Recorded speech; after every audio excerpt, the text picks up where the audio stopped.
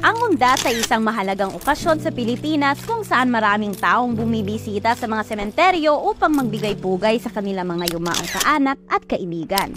Narito ang ilang mga hakbang na maaari mong gawin upang mapanatili ang kaligtasan sa loob at labas ng iyong bahay sa panahon ng undas. Number 1. Stay at home. Kung hindi naman kinakailangan, mas mainam na manatili ka na lamang sa bahay upang maiwasan ang posibleng pagka-expose sa iba't ibang tao at mapanatili ang kaligtasan.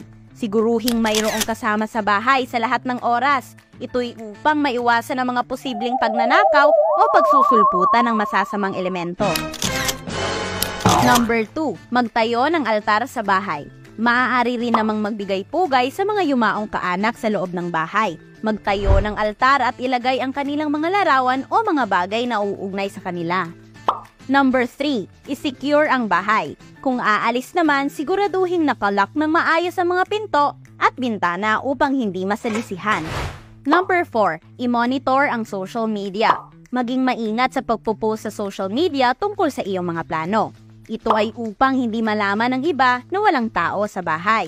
Siguruhing mayroong mga emergency contact numbers. Sa pangkalahatan, ang kaligtasan ay mahalaga sa lahat ng oras. Palaging maging maingat at magplano ng mabuti upang mapanatili ang kaligtasan ng inyong pamilya at ari-arian.